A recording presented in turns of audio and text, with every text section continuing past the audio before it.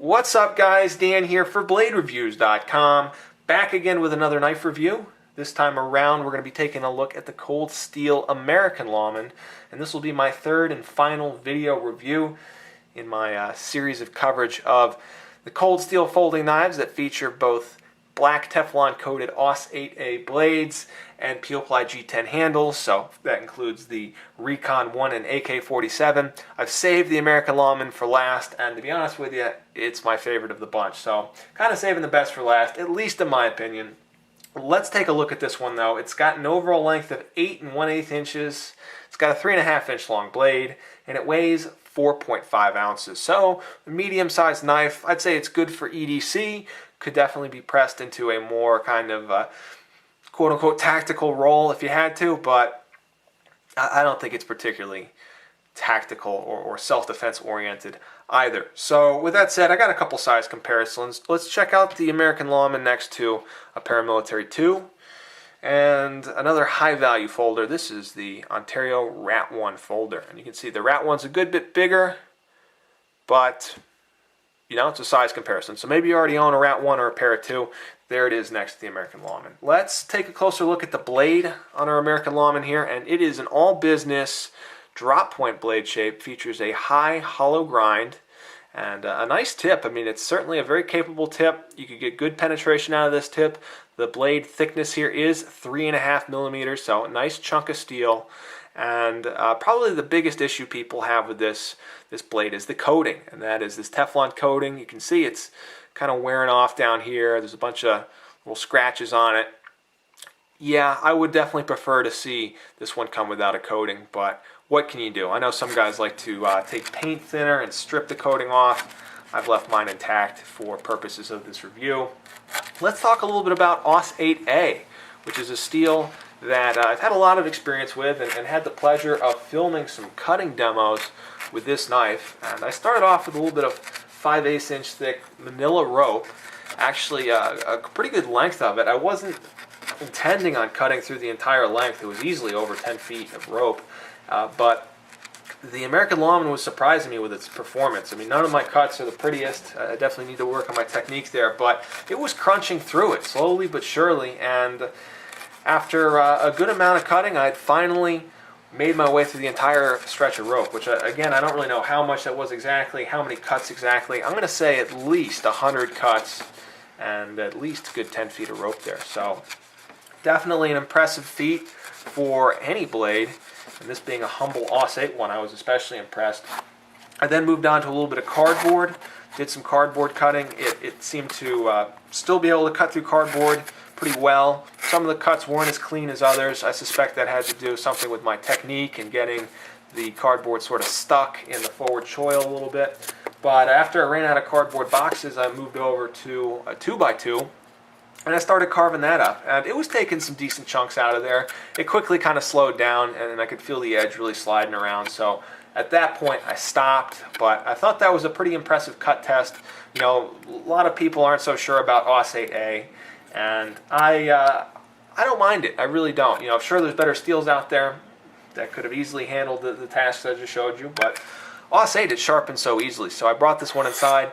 I threw it on the sharp maker. I thought, you know, sharp maker is something everybody has pretty much, and a couple core stones, about 10 swipes later, you're back to a hair shaving, paper slicing edge. I didn't even bother putting it on the fine rods or anything like that. Coarse stones, and then I took it back out to the backyard and carved into that 2x2 a little bit more. Had a fun time carving it up. It's a fairly aggressive cutter with that high hollow grind. It's pretty thin, so it was a lot of fun. So final thoughts on the AUS 8A. I think it's alright, guys, for a $50 knife. You know, sure, I'd love to see 154 cm or something like that, but did get an impressive amount of cutting done with it, must say. So alright, so let's talk a little bit about the handle here, and what we've got are a couple slabs of peel ply G10. It's a very high traction G10. A lot of feedback, a lot of texture. I'm sure some guys will really like that a lot about the knife. You don't have any liners in here at all, no aluminum, no stainless steel liners. It's just two slabs of G10, but it's very strong. I wouldn't worry at all about it breaking on you. You do have partial aluminum backspacer. You've got a full stainless steel locking bar for your triad lock, which is a modified back lock. Everything screws together, so you can completely disassemble this knife if you need to. It did include a lanyard hole, and all in all, the fit and finish on this handle is very nice. All the corners have been rounded. Everything lines up. There are some little gaps in the handle, but definitely not something that I would say is, a sign of poor fit and finish. It's very solid. It feels like it's all been very well done. So let's talk a little bit about the ergonomics here. And as you can see, I'm able to get a comfortable 4-finger grip on this knife, no problem at all. Very nice. Feels very good like this. There is a little bit of jimping top side here. It's not super aggressive, but definitely gives you a little bit of traction. Kind of helps orient yourself on the knife. I like it. I wouldn't change anything. I think the jimping here is great. And you also notice there is that forward choil, so you can really choke up on the knife. This is great for detail kind of work. I really like to see this forward choil. I'm a big fan of that. The American Lawman is also quite comfortable in a reverse grip, so if you do want to try and press it into some sort of self-defense or tactical kind of role, you can definitely do that. The forward choil provides a little extra security here. You're not going to be slipping forward on it, so that's nice to see. Yeah, ergonomics are great. Felt very comfortable cutting with this knife. No issues with hot spots or anything like that. The pocket clip is straight out of Cold Steel's parts bin here. It's a small, curved stainless steel pocket clip. It's been given a black textured finish that is actually fairly durable, but it will eventually rub off, especially if you happen to rub it up against concrete or bricks or something like that. It definitely will start to chip, but it's a pretty good pocket clip. I wouldn't say it's my favorite. It is a little bit on the small side. It's very stiff. It's got this very aggressive G10 underneath it, so be careful. This will tear up your pant pockets. So I would avoid wearing or carrying this knife when you're wearing some nicer pants. Or you could sand underneath the pocket clip. I know guys like to do that. That's not a bad idea. But all in all, carry is pretty good. It's very deep, or fairly deep, and you've got the option of ambidextrous tip-up carry. No tip-down carry on this one. And in practice, I really like carrying this one a lot. It's fairly discreet.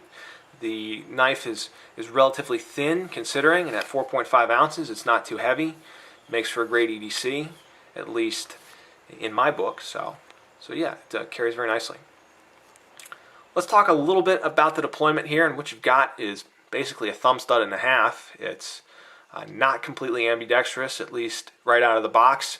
That said, you can swap this thumb stud over, and I've done just that to make it a little more lefty friendly. And the way you do that is you use a screwdriver and a pair of pliers, and you basically just unscrew the thumb stud there. So it's really pretty simple.